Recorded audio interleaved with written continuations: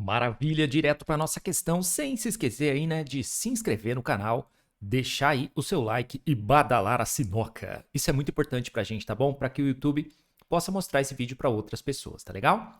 Maravilha, olha só. Esse é um exercício em que ele diz o seguinte, que foi colocado aqui num recipiente de vidro com água destilada, então água, gotas de fenolftaleína, que é o indicador de pH, né, de meio ácido, meio básico, e pedaços de sódio metálico. Observa-se então uma reação violenta do metal com a água, resultando numa chama na superfície exposta do metal e uma coloração rosa na solução.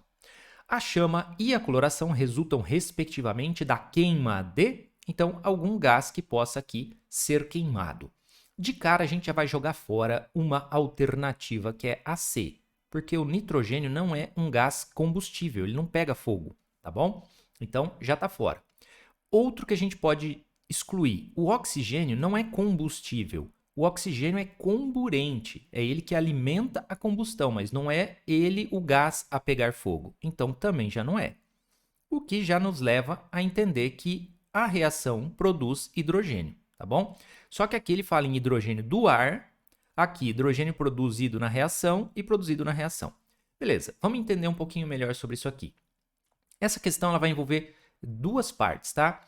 Uma primeira parte que é a reação de deslocamento que ocorre entre o metal e o hidrogênio da água. Eu vou explicar isso aqui para você, inclusive vou deixar um card aqui passando agora para você ver reações de deslocamento para você entender um pouco melhor isso aqui se você quiser assistir a aula toda, tá bom? E também vai envolver uma questão de análise de coloração de indicadores de pH, que é a fenolftaleína. A gente vai fazer também. Beleza, vamos lá para a primeira parte. Então ele está dizendo o seguinte, que o Na reage com a água e está produzindo algum gás que está pegando fogo. Bom, vamos começar pelo seguinte, eu vou escrever essa água aqui de um jeito diferente, tá? Eu vou escrever essa água aqui como HOH, beleza? Eu vou escrever a água assim, ó. Se a gente pensar aqui nessa estrutura da água e a gente fizer a quebra aqui, a gente lembra que a água é formada por H mais e OH menos, beleza? São os íons formadores da água, H mais, OH menos. Beleza.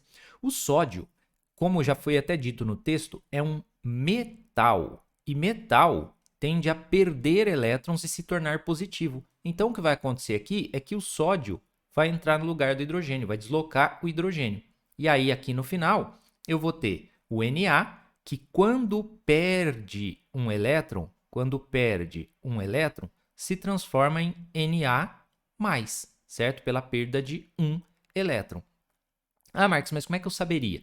A gente poderia fazer, por exemplo, a distribuição eletrônica do sódio, cujo número atômico é 11, tá? Se você fizer essa distribuição, você vai ver que ele termina em 3s1, ou seja, a tendência de perder um elétron. Então, aqui a gente teria, no final, o Na mais no lugar do H, então junto com o OH menos, produzindo então o NaOH. Olha só, OH na presença de um metal, né? Então, OH- ligado a um metal, isso aqui é uma base. Portanto, a gente vai ter um meio básico formado aqui, tá bom? Isso vai influenciar na cor da fenolftaleína, a gente já vai falar mais sobre isso. Beleza. Além disso, o que vai se produzir aqui? Bom, vai ficar o H sozinho. O que acontece aqui é que a gente vai precisar de 2 átomos de sódio, 2 moléculas de água. E aí a gente vai formar 2 do NaOH. E se a gente pensar em duas águas, eu teria aqui, ó, H+, OH-. 2 NAs, então forma 2 NAs e 2 OHs, aqui, ó.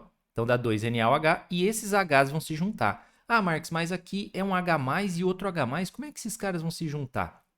Eu não vou entrar em detalhes totais sobre isso, tá? Mas a questão das cargas aqui, elas não vão ficar efetivamente desse jeito, tá? Ocorre aqui a transferência de elétrons de um para outro. Eu não vou entrar em tantos detalhes assim, tá bom? Mas vai haver a formação do gás hidrogênio.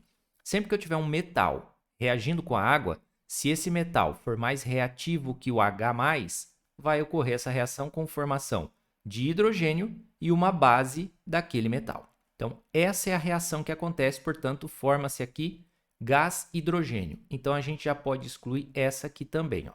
Ok? E aí a única diferença entre a A e a D é a questão de aumentar o pH ou diminuir o pH. A gente viu aqui que a gente vai ter a formação de um meio básico.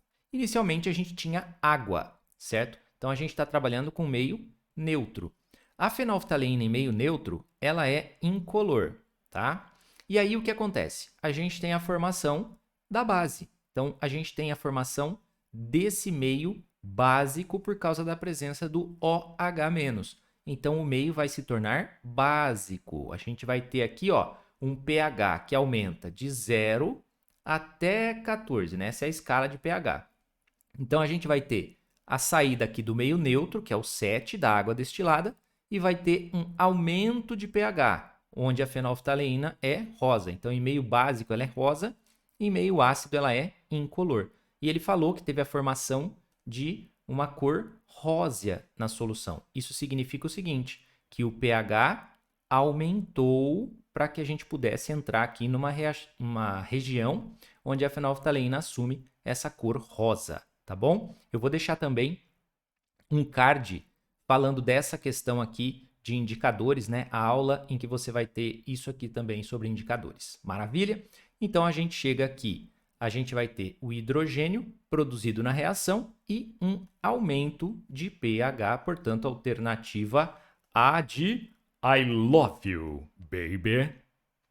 Maravilha, espero que você tenha gostado desse vídeo e eu vou deixar aqui para você um outro vídeo que você pode gostar e aqui embaixo um link para você adquirir a nossa apostila e acompanhar o curso com todo o material que vai te dar um apoio muito interessante. É isso aí, tamo junto e até o próximo vídeo.